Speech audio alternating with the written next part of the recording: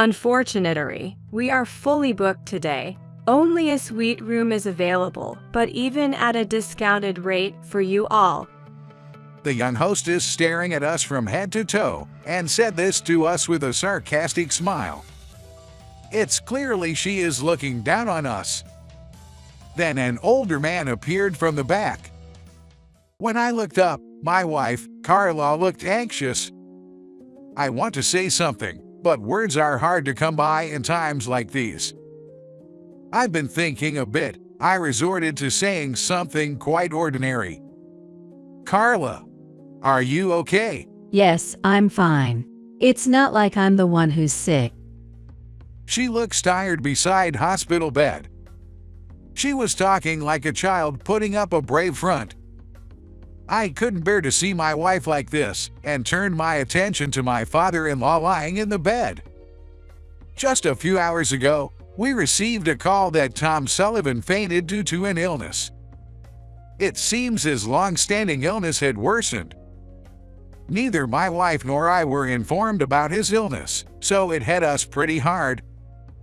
Also, according to the doctor in charge, any treatment will likely not cure him completely.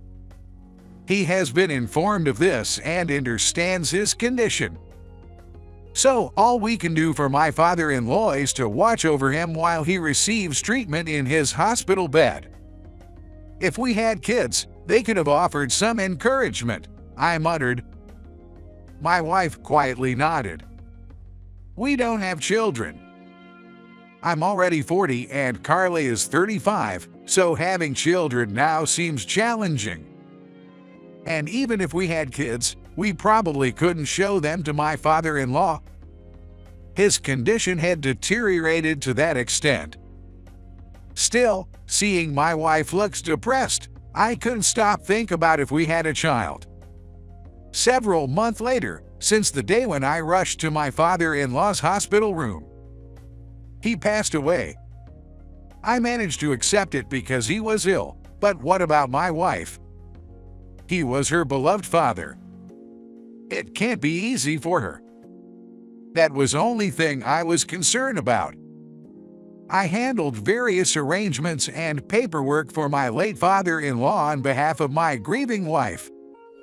I managed everything necessary, including the documents, wake, funeral arrangements, and contacting financial institutions. I needed to inform various parties about his passing, but I left this task to his colleagues. That's because he was a well-known consultant in his industry. I knew he was famous as a consultant for the hospitality industry, but I didn't know the specifics of his relations. He apparently appeared on TV and in magazines, so do I need to contact those places as well? Ultimately, unsure, I decided to ask someone to handle such communications. What I focused most was staying by my wife's side as much as possible. I don't know if I could make Carla feel better even a bit. Nevertheless, I stayed by her side without saying anything. Eventually, the funeral preparations were complete, and many people gathered at the funeral home. First to arrive were our relatives. After them, my father-in-law's neighbors came. I thanked them and listened to their memories of my late father-in-law. Eventually, a couple who run a diner in the neighborhood showed up. He really helped us out. He was genuinely a good man. The wife began to reminisce with her warm, narrowed eyes. Listening closely to the stories, it seems that my late father-in-law had given various advice about customer service and interior decoration to the diner's owners. Moreover, it's surprising to hear that, initially, he would offer advice every time he went there to eat without owners asked for advice. He is a professional consultant, but offering advice for free for them. Can you believe such a good deal? Apparently, the diner's couple were skeptical at first, too. However, I think that's one of his good points. Since he was giving advice so passionately, They reluctantly decided to make changes to the customer service and decoration as he suggested. Unbelievably, after it, in the blink of an eye, the diner began to thrive. After that, one after another, the mourners came to pay their respects. At first, it was just close acquaintances, but gradually, celebrities who appeared in various media started to show up here and there. Owners of popular Chinese restaurants, managers of famous hotels, media personnel, people from various industries came to attend. What struck me the most was that everyone attending the funeral praised my late father-in-law. After receiving guidance from Tom, their businesses immediately started flourishing. Their profits doubled. He had helped them. Each of the attendees said such things as they bowed their heads before his memorial. It seems that he liked helping people more than I thought. As I observed the attendees, I found myself feeling a renewed sense of respect for my late father-in-law. Everyone genuinely praised him, and not a single person had a bad word to say about him. I realized once again that my late father-in-law is truly a warm-hearted person. It seemed that Carla felt the same way. At first, Carla looks depressed, but eventually, she was wearing a soft smile. She fondly remembered my late father-in-law and talked about memories of him. And she getting to know aspects about him that even she hadn't known. Even though it was a funeral, there was a certain warmth in the air. By the time the funeral ended, it seemed like Carla had completely regained her spirit. So, I asked her again, "Hey, are you okay now?" Yeah, I realized again how amazing Dad was. And many people have contacted me and given me their contact information. I see. Dad is my pride. I wish I had known more about him sooner. In the end, several hundred people had attended the funeral. Of course, since he had appeared in the media, I had expected a considerable number of attendees, but this many were beyond my expectations. I felt proud to realize that such an incredible man was my father-in-law, while also being taken aback. Despite unexpected occurrences, the funeral went off without a hitch. With everything safely concluded, I felt a sense of relief. Especially, the best part was that Carla had been deeply distressed, felt proud of her father, and could look forward. Also, it seems that Carla has made many friends and acquaintances through his funeral. My late father-in-law had taken care of many people, and they gave their contact information to Carla. Now that the funeral is over, they are actually meeting and talking with her. In fact, when I come back from work, she told me with her smile, "Today, I met with the owner of the Chinese restaurant my dad used to go to and talk about how was her day." On another day, she cheerfully told me about a conversation she had on the phone with one of Dad's friends. Seeing Carla talk so brightly and cheerfully made me happy as well. I had been worried that she would continue to be depressed and shut herself in. However, those concerns were needless, and I'm sincerely relieved. Eventually, my late father-in-law's first memorial service concluded, and it was becoming quite autumnal. While watching TV on a day off, Carla suddenly said something like this. "I've been to this hotel before." On TV, celebrities were introducing a certain hotel. They were using commonplace words, praising the open-air bath and the fantastic view, but based on the visuals, it seemed true. However, there was one thing that piqued my interest. "This hotel seems quite upscale. Why did you go there?" I went there because of my dad's work. He took me with him. And so, my wife, bringing up talk about her father, wouldn't stop talking. She continuously shared memories about what was good about this hotel and how, even though she went with him, her father only talked about work and didn't pay much attention to her. For a while, I was agreeing and indulging in my wife's talk. Finally, when my wife paused, I asked her unexpectedly, "Hey, our anniversary is coming up. How about we go to this hotel?" Really? I want to go. "Yeah, it's your memorable hotel, right? It's perfect timing." Saying this, my wife was overjoyed. She was excited and delighted with my suggestion like a child. Seeing her like this, I felt it was worth suggesting, even though it's an upscale hotel. It makes me happy too. Meanwhile, my wife immediately started looking up the hotel on her smartphone.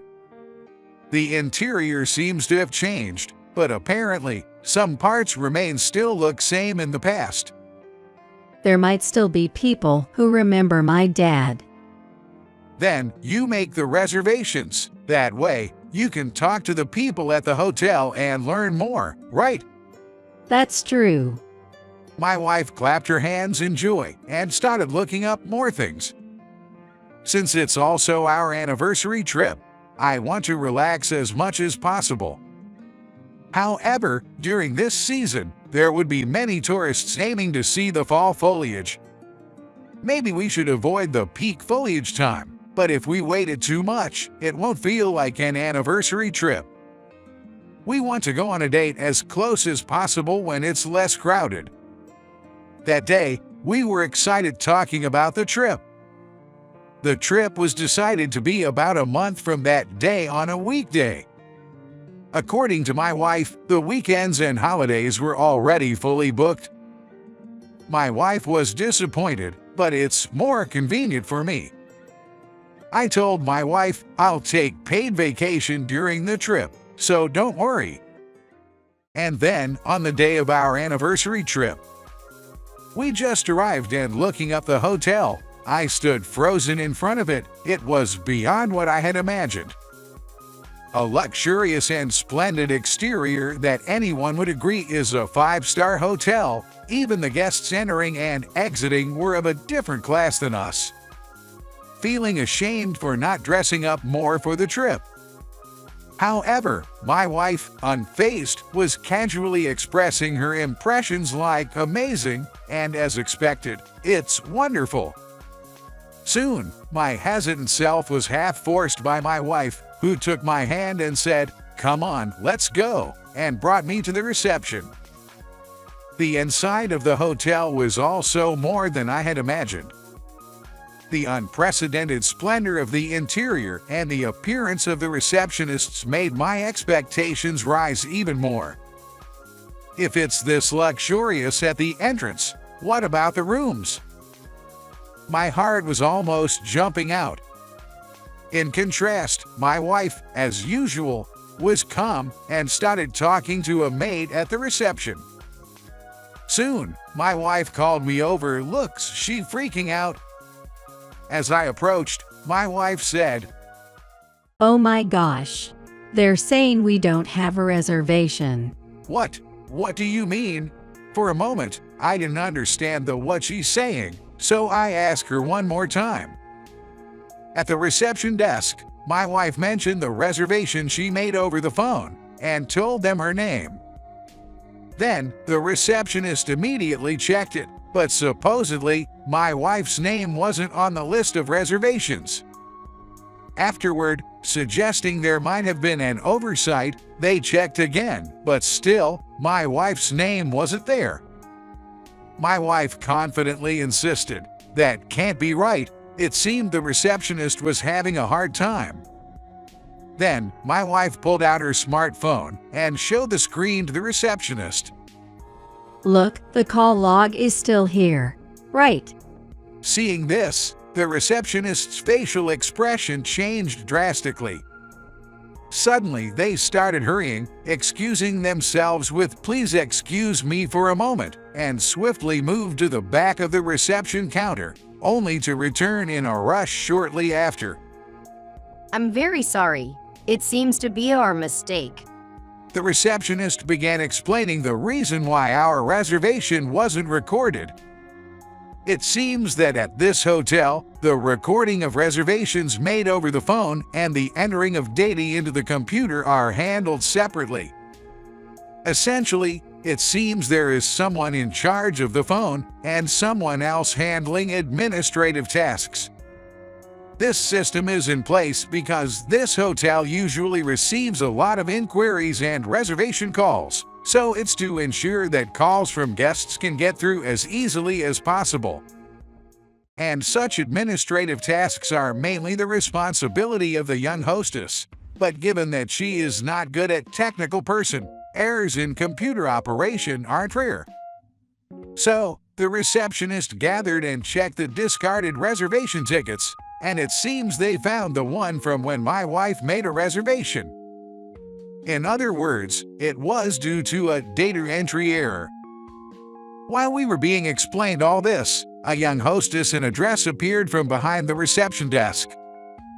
Judging by her appearance, this woman must be the aforementioned young hostess.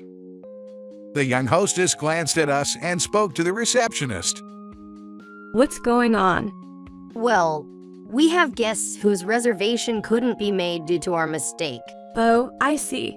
So the reservation didn't go through. That's problematic. I understand her confusion, but the young hostess hasn't greeted us, nor has she introduced herself. Such behavior is rather unbecoming for the hostess of such a respectable hotel. While I was thinking this, the young hostess turned to my wife. I am truly sorry. We are fully booked today. But I did make a reservation. This is your mistake, right? Yes, but as we are fully booked, there are no available rooms. Well, actually, we do have one room available. Then, she scrutinized my wife and me from head to toe with a rolled her eyes and smirk, and continued in a rather condescending tone. The only available room is the equivalent to the highest grade suite. There's been a mistake on our end, so we can offer it to you at a reduced price, but I still think it will be expensive for you and... Indeed, the special room of this hotel looks expensive. But since the reservation was not made due to a mistake on the hotel's part, isn't it only fair they accommodate us there? Yet, the young hostess does nothing but smirk the entire time. In a low voice, she says things like, "I think it's absolutely impossible for the you all, and what will you do today? It seems you've come all the way. Do you want to look for reasonable hotels around here?" Speechless. Is this what they mean? I couldn't even respond. From an outsider's perspective, we indeed might look, we are not rich, being saved money for this trip. But for a high-class hotel's hostess to speak to guests like this, it's shocking, especially as I had high expectations for this hotel. Shortly, my wife whispers to me, Dad used to say, you can surprisingly tell when guests are unfamiliar with the place. And unfamiliar guests are the same as new guests. Whether you can successfully engage such guests. She really doesn't get it. "Is that so?" Yes, normally, especially with new guests, you would respond more sympathetically in situations like this. But she doesn't seem to get it. My wife's words carried weight. I could feel she is indeed the daughter of my father-in-law who had been a consultant in the hospitality industry. While we are having such a conversation, the receptionist seems to be advising the young hostess in a low voice, "You shouldn't talk like that." But the young hostess plays dumb. She doesn't listen to the receptionist. Eventually, the receptionist gives up and starts contacting someone on the counterphone. From this series of events, it seems the problem doesn't lie with the hotel itself. Then the young hostess asks us. So, what will you do? Pressed by the young hostess and with me couldn't to say anything, my wife sighs and mutters. How we've waited patiently, and still, This poor response. You've lost everything. At my wife's words, the young hostess frowns, not understanding the words, let alone trying to comprehend them. At that moment, an older man appears from somewhere and approaches us. He turns to the young hostess and says, What did you say to our guests? No, I didn't. The young hostess suddenly gets flustered, and she gets sweating, avoiding eye contact. The older man says, That's enough, please step back, and dismisses the young hostess. Then he bows to us. I'm deeply sorry. I heard there was a mistake on our part. Before he could finish, my wife quietly says, Hearing this, the old man also stares intently at my wife's face. Then, hesitantly asks my wife, Excuse me, are you the daughter of Mr. Sullivan? Yes, you are. Mr. Johnson, right? Yes, I'm Johnson. It's been a while.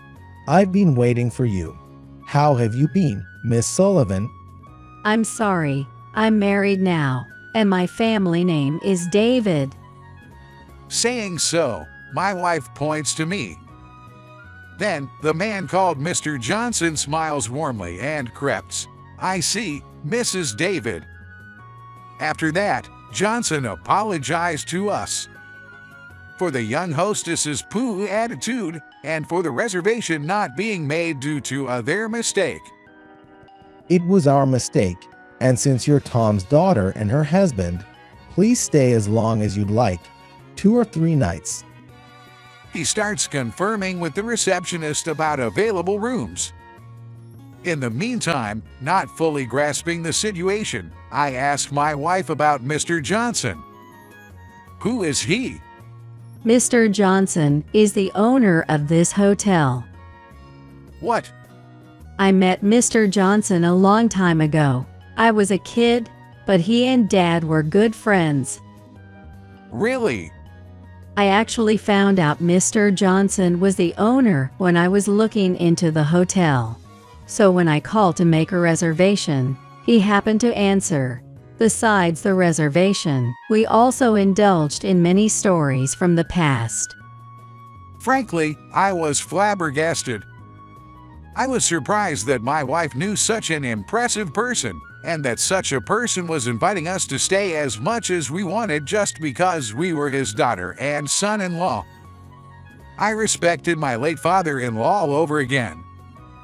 Soon, Mr. Johnson, who was talking with the receptionist, returned to us. Then, immediately after arriving in front of us, Mr. Johnson bowed deeply again. I am very sorry, but it seems we are fully booked today. However, the special room is available. Why not stay in the special room overseen by Mr. Sullivan? Is that okay? I booked a regular room. It's fine. It's a great opportunity. Please follow me. While being guided to the special room, I casually asked my wife, So, about the supervision by my father-in-law you were talking about? Yay. Remember when we were watching TV and I told you that I've been to this hotel before? Actually, I came along when Dad was tasked with overseeing the special room. We arrived at the special room while talking. It truly was a special room. Comparing it to another hotel, it's easy to understand why the young hostess would call it a top-tier suite. Needless to say, the interior was top-notch, and the view of the garden visible from the large glass windows the moment we entered the room was breathtaking, like looking at a photograph. From the inner room, we could go directly out to the courtyard. The room was spacious, and the atmosphere was very calming. We could stay in this room for free just because my wife is the daughter of my father-in-law. Owner Mr. Johnson was just that grateful to my father-in-law, feeling so much obligation. Initially, my wife also hesitated, but since he couldn't attend the funeral, She was finally persuaded strongly by Mr. Johnson as a last resort. After that, we enjoyed to our heart's content. We also went to the open-air bath, and we explored the courtyard. We went to the buffet-style restaurant together and thoroughly enjoyed our time as a couple.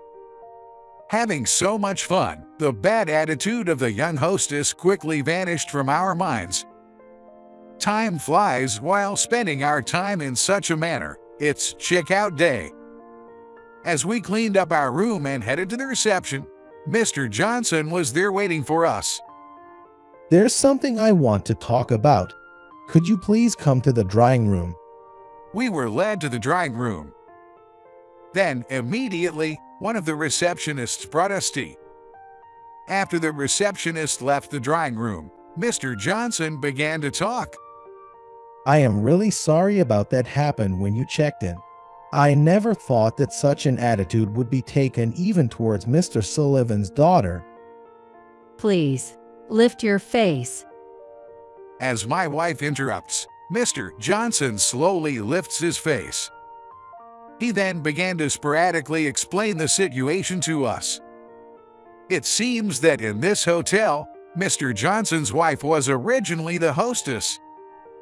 However, as she aged and it became physically straining, she decided to hand over her duties to a younger hostess. The new young hostess is Johnson's daughter-in-law, who initially worked as a maid at this hotel. However, she promoted from a receptionist to a young hostess seemed to have inflated her attitude. She gradually became arrogant, apparently starting to act superior even to other receptionists. Eventually, she started acting superior to guests as well, and there were often complaints from them. Recently, complaints from her fellow receptionists have also increased, and Mr. Johnson was thinking that it was about time to take measures. However, this incident seems to have affected him significantly, and not only Mr. Johnson but also his son seem to be angry. The young hostess is currently subdued and is starting her training as a hostess from scratch. Now, she's working as a background staff, doing the same tasks as new recruits, even voluntarily cleaning. Yet, hearing that she's the wife of his son makes one feel sorry for her. It may not end up in her being fired, but hearing that she's somewhat remorseful is somewhat relieving. Putting aside the matter of the young hostess, I am truly sorry for I was not being able to attend Mr. Sullivan's funeral. It was our peak season. It's fine. I could feel how much you haven't forgotten my father, and how much you cared for him. My wife said this with a gentle smile. My father-in-law and Mr. Johnson met during a time when something like this occurred. It was a time when hospitality was neglected and the number of receptionists who would deal with customers earnestly was decreasing. Even when customers were drifting away and indifferent staff were increasing, only Mr. Johnson seemed to think this couldn't continue.